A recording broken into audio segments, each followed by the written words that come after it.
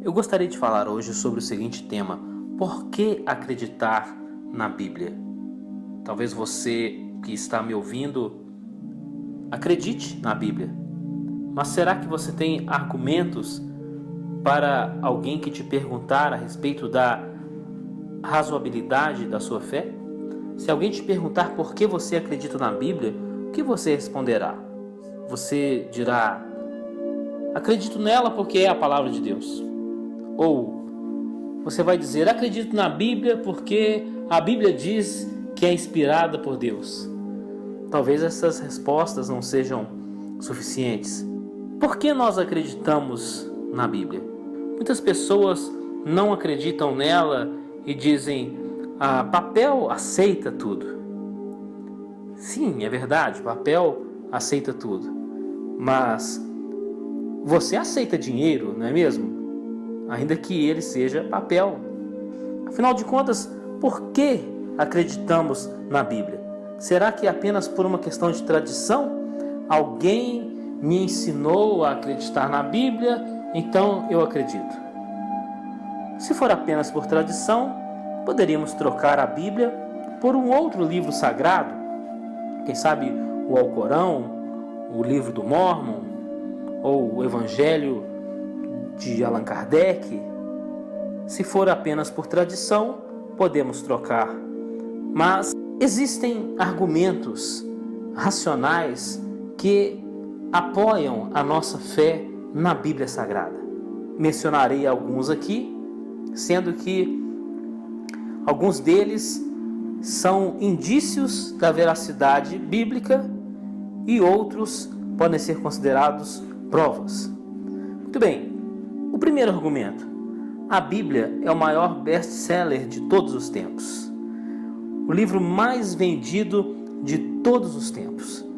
Quer dizer que ele é muito valorizado. Talvez por ser verdadeiro. Então, isso é um indício. A Bíblia já foi traduzida para mais de 2.000 línguas e dialetos. Por que será que a humanidade valoriza tanto a Bíblia? Ela deve ser verdadeira. Só para vocês terem uma ideia, quando não existia imprensa, milhares de cópias da Bíblia eram feitas manualmente. Esse livro deve ter algum valor muito grande para que pessoas se disponham a copiá-lo manualmente. Isso para nós hoje é algo totalmente impensável. Um livro tão grande como a Bíblia ser copiado manualmente, mas isso foi feito milhares de vezes. Só do Novo Testamento, os arqueólogos já encontraram mais de 5.000 manuscritos, sejam completos ou parciais.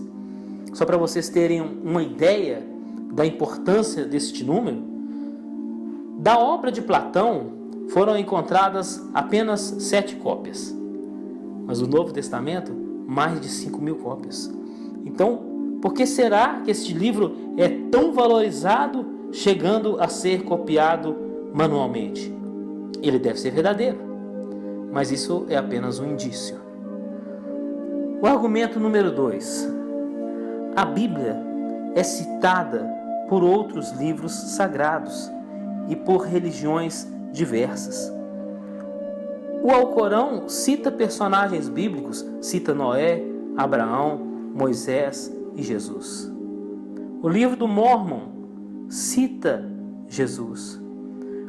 O Evangelho segundo o Espiritismo cita a Bíblia. Afinal, ele foi escrito com base nos Evangelhos da Bíblia. Então, por que esses livros sagrados e essas religiões citam a Bíblia? Porque buscam nela autoridade. A Bíblia é fonte de autoridade. E isso é um indício de que ela é verdadeira e superior. Afinal de contas, o Alcorão foi publicado na íntegra no ano de 1694.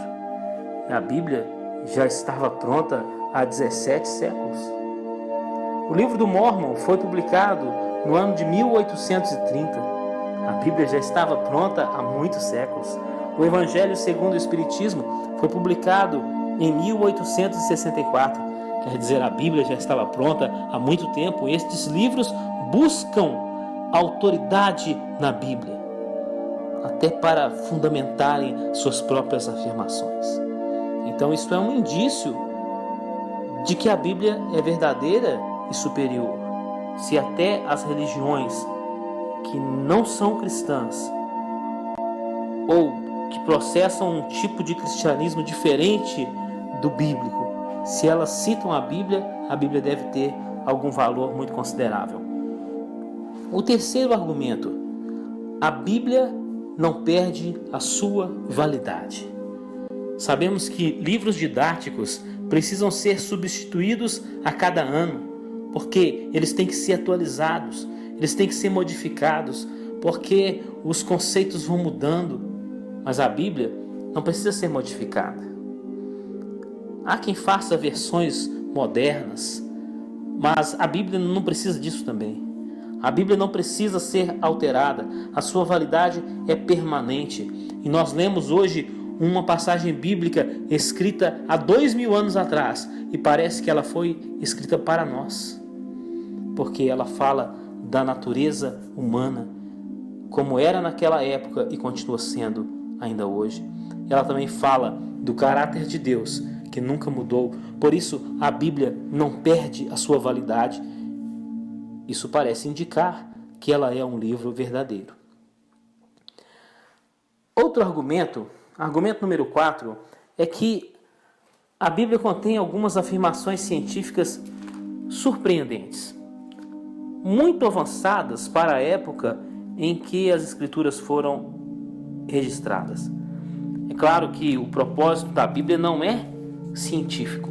O propósito da Bíblia não é satisfazer a curiosidade humana, mas encontramos, eventualmente, algumas afirmações surpreendentes, como vemos no livro de Jó, capítulo 26, versículo 7, que está escrito: Ele estende o norte sobre o vazio e faz pairar a terra sobre o nada. Olha o que está escrito aqui. Jó falou que a terra paira sobre o nada. Olha que afirmação exata e surpreendente. O livro de Jó é um dos mais antigos da Bíblia. Os comentaristas colocam o livro de Jó lá perto do livro de Gênesis, em termos de época de escrita. E como o autor poderia afirmar que a terra está pairando sobre o nada? Ele afirmou, acertou, sem conhecimento científico.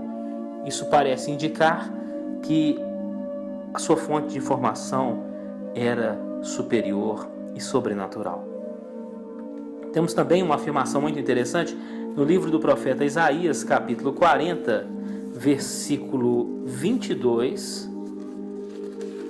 onde nós lemos o seguinte: Ele é o que está assentado sobre a redondeza da terra, cujos moradores são como gafanhotos. É Ele quem estende os céus como cortina e os desenrola como tenda para neles habitar. Olha, o texto está dizendo que a terra é redonda. O livro de Isaías foi escrito vários séculos antes de Cristo. Entre 7 e 8 séculos antes de Cristo. Como é que Isaías poderia saber que a terra é redonda? Não, ele não poderia saber. Mas Deus sabe. E por isso aqui está escrito. Então são evidências de que a Bíblia é sobrenatural, verdadeira e de origem divina. Vamos a outro argumento: as evidências arqueológicas. Os arqueólogos procuram, escavam e, vez por outra, encontram elementos que confirmam o que a Bíblia disse. Não que nós precisamos dessas confirmações. Não, a nossa fé não precisa de confirmações. Mas, para quem tiver interesse em conhecer, existem evidências arqueológicas, como por exemplo, no templo de Karnak, no Egito, desenhos e escritas contam a vitória do faraó Cisa contra o reino de Judá, ocorrida por volta do ano 1000 a.C. E isso está registrado na Bíblia em 1 Reis 14, 25 e 26. Ou seja, as evidências arqueológicas confirmam a veracidade histórica da Bíblia. Afinal de contas, a maior parte do conteúdo bíblico é história. E essa história vem sendo confirmada por diversas evidências arqueológicas. Outra delas é a pedra moabita, que está no Museu do Louvre, em Paris. Naquela pedra existe um relato sobre a rebelião do rei Messa de Moabe contra Israel, e que está escrita na Bíblia, no segundo livro dos Reis, capítulo 1, versículo 1, e capítulo 3, versículos 4 a 27. Outra evidência arqueológica é a crônica de Nabonido, que se encontra no Museu Britânico, relatando a queda da Babilônia, confirmando o que está no livro do profeta Daniel, capítulo 5, versículos 30 e 31. A história do Novo Testamento pode ser confirmada de forma abundante, porque é uma história que acontece durante o Império Romano. Então, podemos cruzar as informações do Novo Testamento com a história do Império Romano e encontraremos uma quantidade enorme de correspondências mostrando que o relato bíblico é verdadeiro. Nós temos no Novo Testamento a citação de muitos personagens, muitas autoridades relacionadas ao Império Romano, e isso pode ser confirmado na história de Roma. Algum tempo atrás, havia um questionamento sobre a existência de Pôncio Pilatos, aquele que entregou Jesus para a crucificação. Mas os arqueólogos descobriram na cidade de Cesareia, lá em Israel, um pedaço de mármore onde se encontra uma homenagem de Herodes para Pôncio Pilatos. Então eu estive lá em Cesareia, eu vi essa pedra, pude ver lá a inscrição em latim, onde temos essa homenagem a Pôncio Pilatos. Então é uma evidência arqueológica confirmando o relato bíblico. Muito bem. Então, o que isso nos mostra? A Bíblia, ela está diretamente relacionada com a história geral. Ela está totalmente ligada com a história geral. O que nós temos aqui na Bíblia, em grande parte, é história. Está plenamente coerente com os livros de história. Os livros de história têm lá uma divisão dos fatos, como ocorridos antes de Cristo ou depois de Cristo. Então, até nesse ponto, os livros de história estão relacionados com a Bíblia, sendo aí evidência de que a Bíblia é verdadeira. Muito bem, vamos ao sexto argumento. A nação de Israel é um dos principais argumentos para a defesa da veracidade da Bíblia Sagrada. A existência de Israel é uma prova para o mundo de que a Bíblia é verdadeira. A existência de Israel é uma prova até mesmo da existência de Deus. Então, Israel está aí como uma evidência para o crente e para o ateu. Porque Israel está na Bíblia, não é verdade? Desde o livro de Gênesis, e Israel está hoje aí no mundo. De maneira que os jornais diários, eles mostram a continuação do relato bíblico. Então nós lemos na Bíblia a respeito do Egito, da Síria, da Grécia, de Israel, de Roma E hoje nós lemos nos jornais a respeito do Egito, da Síria, de Israel, de Roma. É continuação da história bíblica. Mas isso pode para muitos parecer algo normal e não ter grande importância. Mas vejamos o seguinte: Israel tem uma diferença em relação a estes outros povos que eu mencionei, porque a existência de Israel é um milagre. Como assim um milagre? Veja bem, no ano 63 a.C., o Império Romano dominou Israel. Então começou ali um declínio de Israel. No ano 70 depois de Cristo, a cidade de Jerusalém foi destruída, o templo judaico foi derrubado. No ano 132 depois de Cristo, houve uma dispersão dos judeus pelo mundo. É verdade que a dispersão começou muito antes, mas no ano 132 houve uma dispersão importante. Os judeus abandonaram Jerusalém, foram obrigados a sair de Jerusalém. Então, daí em diante, a nação de Israel deixou de existir no sentido de Estado no mundo. Israel ficou fora do mapa. Não existia mais no mundo um país chamado Israel.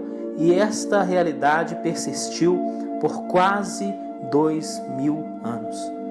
Hoje, para nós é muito natural pegar um mapa mundi e ver ali Israel, mas durante quase 2000 anos isto não foi possível porque Israel não estava no mapa. Entretanto, o livro de Apocalipse cita Israel relacionado aos fatos do fim dos tempos. Então Israel é citado nominalmente ou indiretamente em Apocalipse 7:4, Apocalipse 11:2 e Apocalipse 20, versículo 9. Então, veja bem, Israel ele está no cenário escatológico do Apocalipse. Israel está no cenário dos fatos dos últimos dias. Então pense bem, uma pessoa vivendo no ano 1000 depois de Cristo e lendo o Apocalipse poderia ter uma atitude de incredulidade. A pessoa poderia dizer assim: esse livro aqui é mentiroso mesmo, porque Israel já deixou de existir há tanto tempo, então esse Apocalipse é uma bobagem, porque Israel não estava no mapa. Mas em 1948 Israel voltou a ser um Estado. E isso foi um milagre. Por que um milagre? Porque algo que não aconteceu com nenhum outro povo no mundo. Nenhum outro povo ficou quase 2000 anos disperso, espalhado pela terra e depois voltou para a sua terra, voltou a ser um Estado constituído. Não, isso só aconteceu com Israel. E por que aconteceu? Porque foi um cumprimento profético. Então, o aspecto profético é uma outra linha de argumentos a favor da veracidade da Bíblia.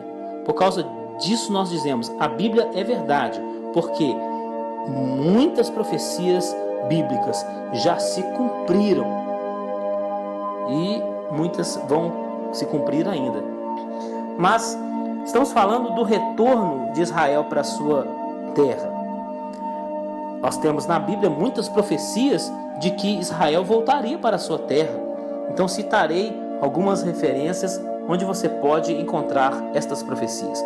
Deuteronômio 30, versículos 1 a 10, 1 Reis 8, 46 a 52, Jeremias 18, 5 a 10, Jeremias 16, 15 a 16, Jeremias 29, 12 a 14, Ezequiel 36, 33, Oséias 11, 10, Ezequiel 6, 8, Ezequiel 11, 7, Ezequiel 20, 34 e 41, Ezequiel 28, 25, Neemias 1, 9, Isaías 43, 5, Isaías 56, 8, Miqueias 2, 12, Zacarias 10, 8.